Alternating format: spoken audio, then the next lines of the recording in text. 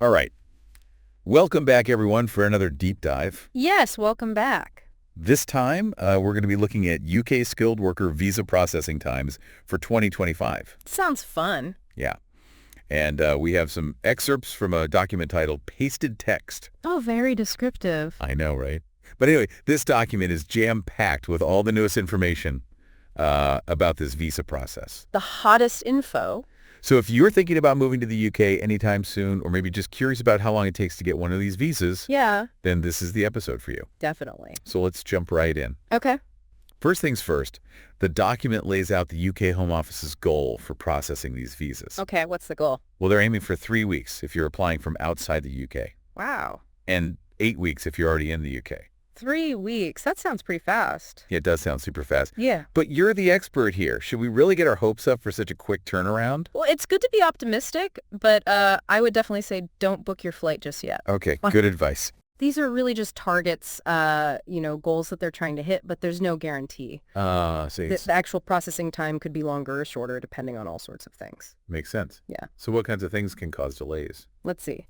The document specifically mentions incomplete applications, which is kind of a no-brainer. Yeah, you got to dot your I's and cross your T's. Exactly. And then there's also the issue of high application volume, like if a ton of people all apply at the same time. Oh, right, during peak seasons or something? Yeah, exactly. Yeah. Or if there are any major changes to immigration policy that triggers a rush of applications. Okay, so watch out for those rush periods. Definitely. And then there are complex cases, situations where the applicant's background or the job they're applying for require extra scrutiny. That makes sense.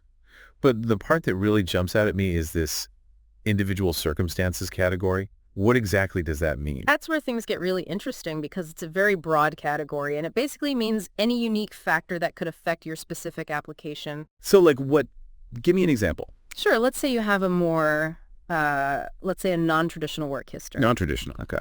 Maybe you've done a lot of freelance work or you've had multiple short-term contracts. Oh, I see. That could require additional checks from UK visas and immigration, UK VI. Right, so they need to verify everything. Exactly. And that could potentially lead to a longer processing time. So even if you have a complete application, just having a more complex work history could slow things down? Exactly. And that's just one example.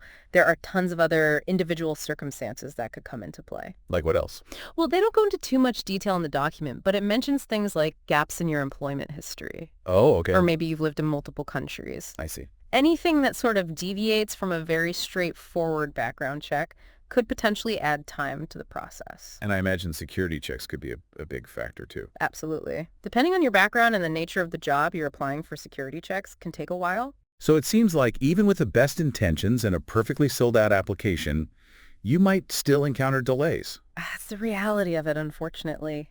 And that's why it's so crucial to stay informed and be prepared for the unexpected. Right. So speaking of staying informed, how can our listeners keep up with the latest changes in this whole UK visa process?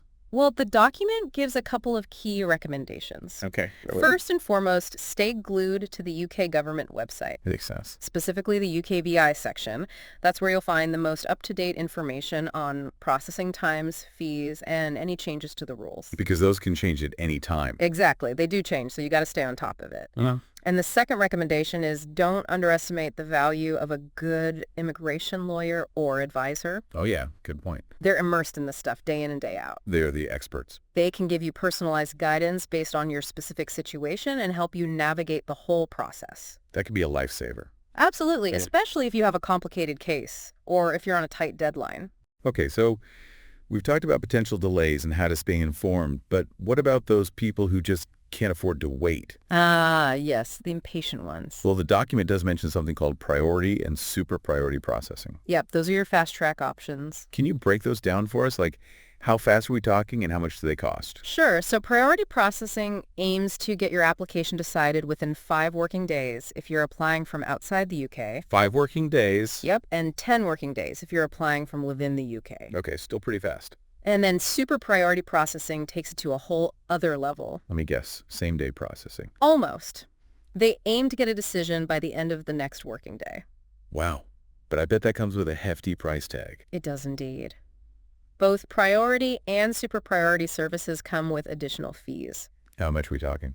It varies depending on the specific visa category and other factors, but Yeah. it's definitely not cheap. Okay, so listeners, you'll want to check the UKVI website for the most up-to-date fees. Yes, definitely do that. And also consider whether it's really worth it for you. Right, because it might not always be necessary. Exactly. If you have some flexibility in your timeline, starting your application early and making sure it's absolutely complete can often be just as effective. And way cheaper. Exactly. Yeah. It's all about weighing the costs and benefits and understanding your own individual needs. So you're saying that even if you don't pay for a priority service, if you just submit a complete application early on, Yeah. you could still get a decision pretty quickly. Potentially, yes. Yeah.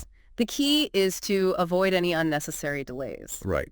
So no missing documents, no unanswered questions. Exactly. It's all about being organized and thorough. Well, the document definitely seems to emphasize that a complete and early application is like the holy grail of visa processing. It really is. It minimizes the chances of UKVI needing to come back to you for more information, which can really slow things down. And starting early gives you that buffer, that extra time to gather everything you need, triple check your forms, and avoid that last-minute panic. Exactly. It's all about reducing stress and increasing your chances of a smooth and successful application. Great advice. So for anyone listening who's thinking about applying for a UK skilled worker visa, what's the one key takeaway you want them to remember? I would say don't get overwhelmed by the process. It might seem complicated, but with careful planning and preparation, you can significantly increase your chances of getting that visa. Couldn't have said it better myself. Yeah. Preparation is key. So to all our listeners out there, good luck on your UK journey. Good luck, and remember, we're here to help you navigate this complex world of visas and immigration. So stay tuned for more deep dives into the latest immigration updates. And until next time, happy travels. Cheers. Bye. Bye, everyone.